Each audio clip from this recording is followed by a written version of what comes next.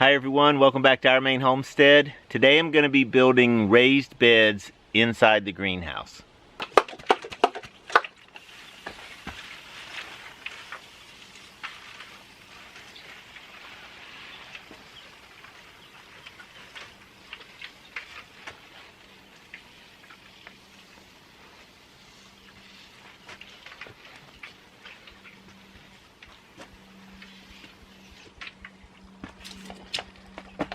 So all of these plants, almost all of these plants, are going into the raised beds. So I've got to get the raised beds built.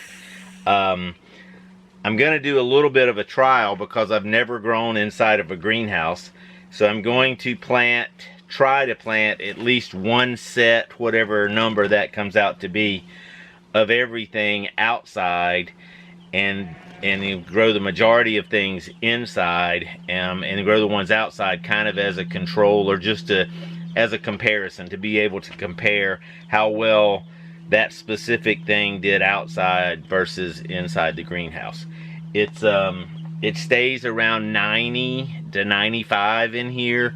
I've got some shade cloth that I just bought, so I'm planning on putting it up on the inside of the greenhouse to really give a lot of shade, and I'm hoping that that's going to cut the temps down. I really would like them to be maybe 80-ish, 85 max, so it's staying a little hotter than I would want, but everything's growing well and seems to be doing fine. I was giving this water just to kind of do a little evaporative cooling, wetting the leaves, and that'll evaporate off, and that'll help cool down the plants a little bit to keep them from being overheated. But again, everything's doing really well at these temps, so hopefully I'm not going to mess it up when I put the shade cloth up, but I'll monitor the temps. I have this handy dandy thermometer, hygrometer, that kind of monitors the temp and the humidity, and it actually keeps track of it. It's also Bluetooth capable, so it's really cool.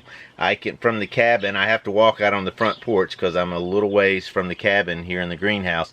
But if I'm up in the cabin, I can walk out on the front porch, open the app, and it will connect to this via Bluetooth and give me what the current is. I can go back and look at what it was before. These things are awesome. I think I bought these, a 2-pack was like $20 or so.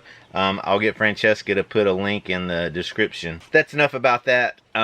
Let's get to building raised beds. I've already started. I'll kind of show you what I'm doing now and what the plan is going forward, and kind of how I've got it laid out, and then we'll get to Hugelkultur, which what I'm gonna build are gonna be technically, I guess, a hybrid Hugelkultur. I like that word, so I'm gonna say it a bunch. I don't really know that much about it other than what I've read and kind of studied up on, done a little research on. But I'll show you what I'm going to do and tell you the principles and why I'm doing it that way. So here's the first raised bed. Before we get started too far into this, I've made this bed. This is on one end of the greenhouse. I'm using the logs, those outer logs which form the outer knee wall of the greenhouse. Those will be the outside walls for all of the raised beds, and they're securely nailed, fastened to the post, the upright post there, to form the greenhouse. So this bed is about 9.5 feet. It's roughly 10 feet from the center of this post to the outside edge, so you can see I stopped a little short. I didn't want to include this part of this cedar post in with the bed and have dirt up that high. Cedar is very rot resistant. I'm gonna have to replace this wood. Hopefully I'll get a few years out of it before I have to replace it, but these are all just down trees. If you watched many of these videos, you know that when I build, if possible, I use the natural resources found on our property, and most of these were trees that were already down. They had landed, propped up on something, so they weren't rotten, you know, hadn't been laying on the ground for years. But I just harvested these out of the woods and used these to form the walls. I'll tell you one consideration with doing this. I didn't want to lose too much of my bed space. So this is 9.5 feet this way, and it's 2 feet from the roughly the inside of those logs to the inside of these logs. So 2 feet is about the right distance that you can reach. So if I'm standing here, my feet up against the outer outside of this wall, I can reach, and the dirt's going to be about to this level is where I would say, probably 6 inches from the top of this board. So roughly here, and I can reach in relatively easily. I can also sit on these logs here if I want to sit to do whatever I need to do, especially when planting. Another good option and another good way to make it comfortable to garden in is you can place a board that goes across the tops from that side to here, and then you can kind of crawl in the bed and sit on that board, or sit on it from the sideways position, whatever.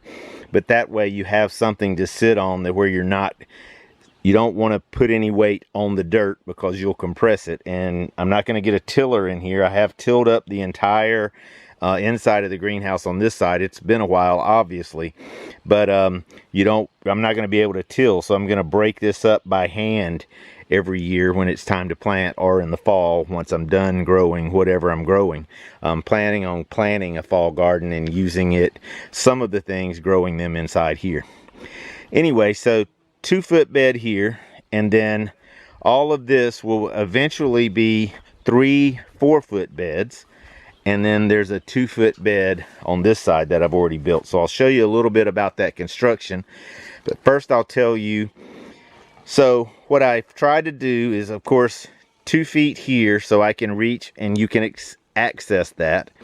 Then roughly a 1.5 to 2 foot walkway here between beds, and so the next bed will start right in this area, and it'll be a 4 foot bed because I can access both sides.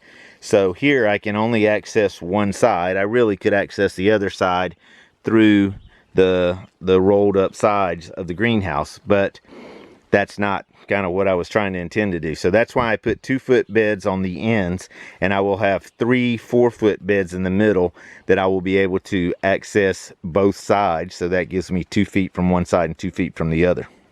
So I cut my logs to length, 9.5 feet long, 2 feet wide, the short ones up here, and then I've anchored them together. So the outer wall is anchored to the post for the greenhouse, obviously.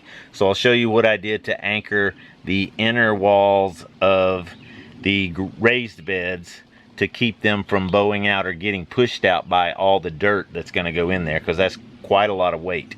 So I'll show you what I've done to kind of stabilize that. So here we're in the corner by the door to the greenhouse, and you can see, hopefully see, there's a stake here. So I cut this to about 20 inches. My raised beds are about 18 inches high. I sharpened the end of it, and then I drove it into the ground, and you can see how it's sunk. That's just to give it a little stability. I did that once I got all the logs kind of the right shape, test fitted them, and to see kind of how everything fit together. So once I did that, I make sure these logs here, this row of logs, is tight up against here, which it is. And then I made sure these logs are tight up against the outer wall of the greenhouse on the other end of these logs. And then once this was driven in the ground, I just took nails and anchored this to all of the logs. And that gives you not only a little bit of stability in the ground, not a whole lot, but enough to kind of keep it in place, but it also ties all 3 of these logs to all 3 of these logs. Now this is the post for the greenhouse, one of the posts, and so right here I did not anchor these down because the dirt is going to come in, be filled in here, and it's going to naturally push these out. They're up against, the outside of these is up against that. They're not going anywhere. And all of these logs, the outer logs for the whole entire greenhouse, are all anchored to the post on each end. So they're not going anywhere either, hopefully. So here you can see I did the same thing on the other end. and tied it all together. And so this bed is ready to start filling. And just so you have good views of everything, there's the corner post on the other end of the greenhouse, the other 2-foot bed. And there's the post on the short end. So, Hugelkultur, and what is it? Based on the word, I would say it's German origin. I don't really know, but I can tell you kind of the basic idea behind Hugelkultur, why it's used, and how it's used. So typically a Hugelkultur bed is outside, and it's basically a big mound. So it's, you know, kind of a half moon shape, meets the ground, comes around, and that allows you to be able to plant on all of that surface, so all the way around the mound. I won't be doing that here, but that's just kind of a, I guess, a typical, the way I understand it, a typical Hugelkultur bed or mound.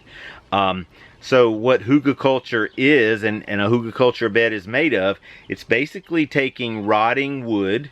So I have a lot of that. I find a lot of down trees, and I tried not to use them in the greenhouse, building the raised beds or any part of the greenhouse. But I have a lot of wood that's been down for years, and a lot of rotten wood. So I've collected it over time. When I plowed up my gardens originally, pulled a lot of dead wood out of there. This area had been used as a staging ground for timber cutting.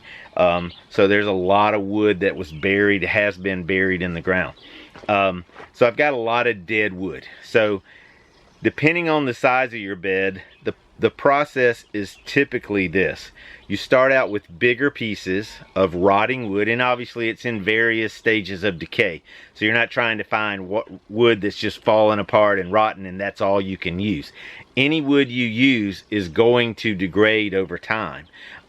You want to hopefully start with wood that's already starting to rot, and that will allow your bed to kind of prosper sooner rather than later, I guess. So anyway, the idea is you start with larger pieces of rotting wood, decaying wood on the bottom layer in your bed. Then you add in dirt to that. Then you put in another layer of rotting wood. This time smaller pieces. Depending on how high your bed is going to be, or if you're making a big mound, obviously you can put in a lot of layers. I'll probably only do 2, maybe a third smaller layer. Just, I don't know yet. I'll just see how it works out. But the idea is to start with something substantial-ish, dirt on top of it, then smaller pieces, and I'll probably go to pieces like this and some smaller limbs for the second layer. Fill that in with dirt, and then you want to put in your topsoil mix, whatever that is. I'm going to use dirt that I harvest off of the property from certain areas that I know is good dirt, mixed in with probably half and half of, I've got a lot of horse manure, I've got a lot of sheep manure, I've got a lot of chicken manure. So I'm going to mix all of those into that top layer, in with the top layer of dirt or topsoil, and that's going to be kind of what fills my raised beds. So why Hugelkultur? One reason I already mentioned is if you're building a Hugelkultur bed outside, you can plant on a lot more surface area. Rather than having a flat surface that's, say, this big, you can plant on a surface that goes all the way up like this and over. So you can double or more, I don't know numbers, but you can plant a lot more in the same space. The main reason that I'm using it in my raised garden beds, 2 reasons. One is to take up volume. So by putting that wood in there, that's less dirt that I've got to put in there. Number one, that's going to speed up the filling process. But that's not the main reason. The main reason that Hugelkultur works is the wood absorbs water over time and then slowly releases that water. So when you water that bed thoroughly, the wood is going to absorb a lot of the water that you're putting in there. Obviously, the dirt's going to be wet. You're going to have plenty, you know, you're going to have moist soil, that kind of thing. But the wood will get saturated and then slowly release that water over time. That, along with all of the nutrients that the soil is going to get from the constantly decaying wood, you're going to provide, kind of provides an ideal environment to grow plants. I'm going to mainly be growing vegetables in here. but I would imagine you can use this same concept growing pretty much anything, flowers, whatever your ideas are to grow. But anyway, so that's kind of the idea. So I'm gonna start filling these beds with some larger pieces. Then I'm gonna have to go and harvest dirt, fill in that on top of that wood that's down there. I'll probably form a complete layer of wood on the bottom, and then go to some smaller stuff on top of that dirt. Put in the next layer of dirt up to whatever level, and then I'll leave about 6 inches or so on top of that. So that'll depend kind of how big the pieces are that I use. That'll kind of dictate that. But once I get up to about 6 inches from where I think the top of my bed is going to be, then I'll stop and probably water that. As you know, when you water dirt, especially fresh dirt that's not compacted or not starting to kind of bond together, when you water it, it's really going to shrink. So I don't want my beds to go too low, because I want to provide that environment that's deep. There you go. It's deeper back here. Anyway, I want to provide that as deep of a root area as possible for these plants. So that's the idea. But once I get it up to about 6 inches from where I want my final soil level to be, I'll stop adding dirt, and then I'll put in my topsoil mix. That gives me a good 6 inches of really healthy soil that the plants are going to love to help get started. It'll help reduce shock, and then the deeper dirt and trees and rotting wood is going to allow a really good environment for the roots to travel down to and continue to get fed with water and nutrients, hopefully over the entire season and years to come. So that rotting wood, if you know much about wood, it's going to take years for it to fully break down. So over those years, and that might be 10 years, I don't know. I've dug wood out of my garden that was in decent shape. Not that you're going to build something with it, but it wasn't just falling apart. And I would say it's probably been there at least 10 years or so. That's been that long, roughly, since this place has been logged and been used for that purpose. So that wood is sitting in that dirt and still not rotten. So you've got many, many years for it to release those nutrients, to absorb, hold water, slowly water your plants from the bottom area, and to provide the nutritious soil and nutritious environment to grow your plants. So hopefully you do this once for the most part, and then you're done. Having said that, the other thing about any raised beds, which I'm not an expert, this is the first time I'm doing it, especially in a greenhouse, but any raised beds, every year you're going to have to top it off. Number one, you're going to have to add some nutrients back in, but number two, you're going to have to top it off because it's going to settle over time. I don't know how long that process will continue and how much I'll have to add. We'll just have to see. But anyway, when I add to top it back off, I'm going to be adding manure or a manure and soil compost mix back in there, and it'll be composted manure. But to level it back up to my level, the top level that I want the bed to be, and then it'll be ready to plant again. One other thing I mentioned is not getting a tiller in there. It's big enough that I could put my tiller in there, but that'd be a mess, and my tiller's heavy. So every spring and probably fall, depending on what I grow and what seasons I'm growing in, but I plan on growing maybe not year-round, but much longer than I can grow outside. I'm planning on growing longer in here. But so once the plants are done in that bed or in that part of that bed, I will use a garden fork, which is very easy to use, but it's just a few times you just poke it in the ground and pry, and it will break up that top layer because it's not going to be compacted. We're never walking on it. So that top layer of soil, it will be easy to break up, and then add back in whatever amendments you need to add and level it out, and you're good to go for the next growing season.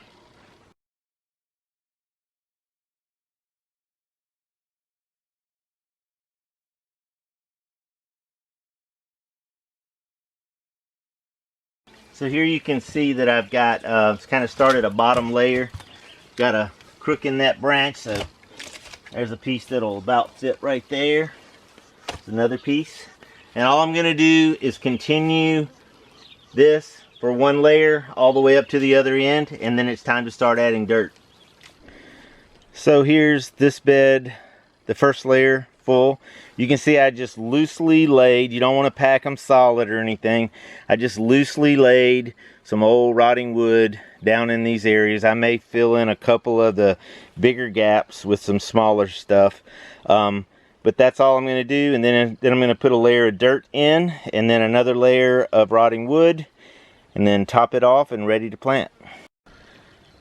So here's the difference. This is a raised bed, a 2-foot raised bed on one end of the greenhouse.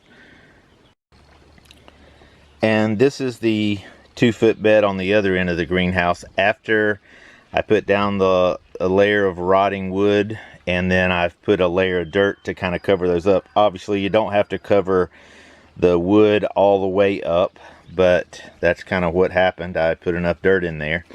Other than the weeds, which we all know gardens don't have weeds. Mine don't anyway. I don't know about yours. Other than the weeds, this is already starting to look like a garden bed. It just needs another layer of smaller rotting wood, and a layer of topsoil and manure mix, and it'll be ready to plant. So there's the second layer of wood on top of that layer of dirt. Smaller stuff, of course. Now I'm going to fill in to roughly the top of where this layer is with dirt again, and then it'll be ready for the topsoil manure mix. Part of what I'm going to put in this layer is going to be some 1.5-year-old chicken and chick manure that's been down here in the greenhouse since before I built it, actually.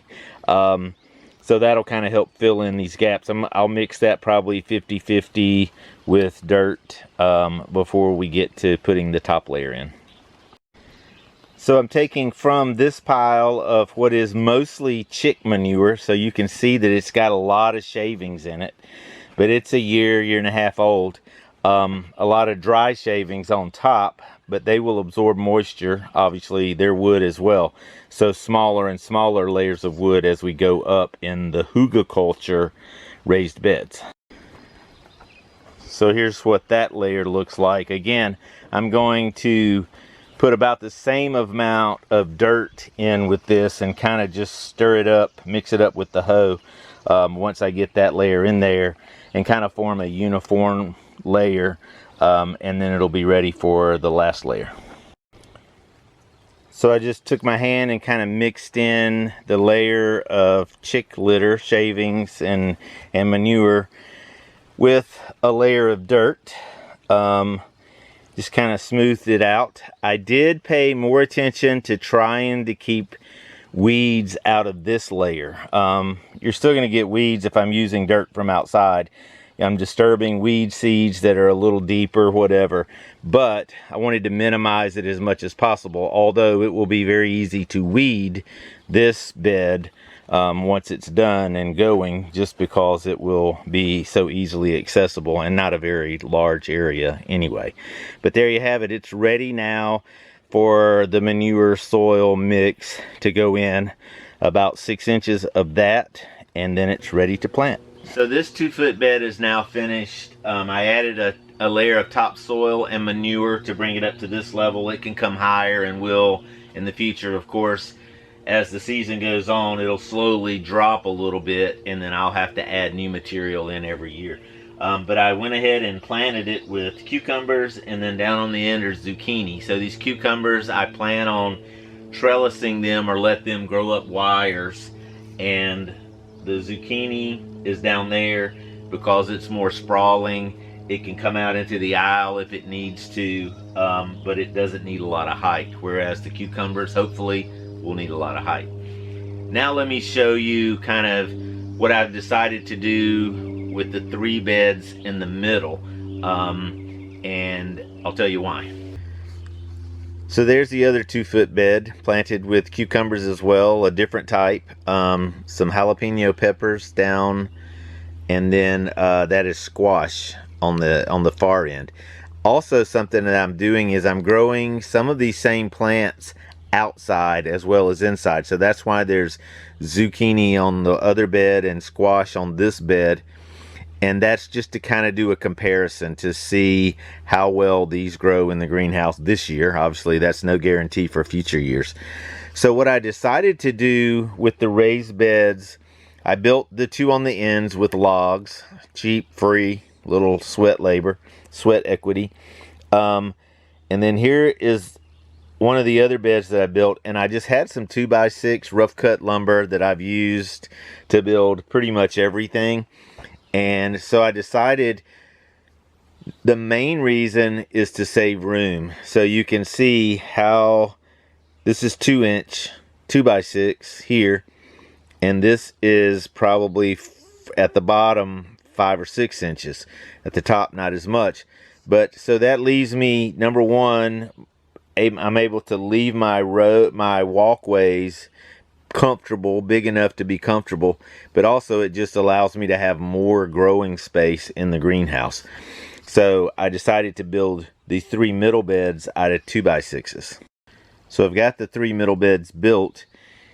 I'll just show you the different stages of growth. So there's the first layer of large wood in this bed. And then the bed beside it has that large layer of wood on the bottom and has been filled in with dirt, and then with the chicken litter layer up to the next level. And then now all this bed needs is topsoil and manure mix to top it off. And then here's a completed middle bed that's already been planted. So these are Amish paste tomatoes, and then pepperoncini pepper plants in the middle, and then down on the end, which is what I plan to do this year just to try, those are a type of melon. So I have 3 different types of melons, so I'm planning on planting some of those in each end of these raised beds. And again, these pepper plants potentially, but these tomato plants will be trellised. So as they grow up, I will suspend lines between the rafters and then run lines lengthwise and then drop lines down to the plant so that they can kind of climb up, and I'll have to clip them or tie them on in some form or fashion. So that's it. The raised beds are completely built. Various stages of being filled in. Still a little more work to go, but obviously already have a start on the growing season. So as the summer goes along, we'll be giving you updates on how things are going in here, what works, and hopefully give you some good progress reports on how these raised beds are doing. Thanks for watching. Give us a thumbs up. Subscribe if you haven't already. Leave a comment in the comments section if you have questions or just comments. We love to see those. And thanks again for watching. We'll see you soon.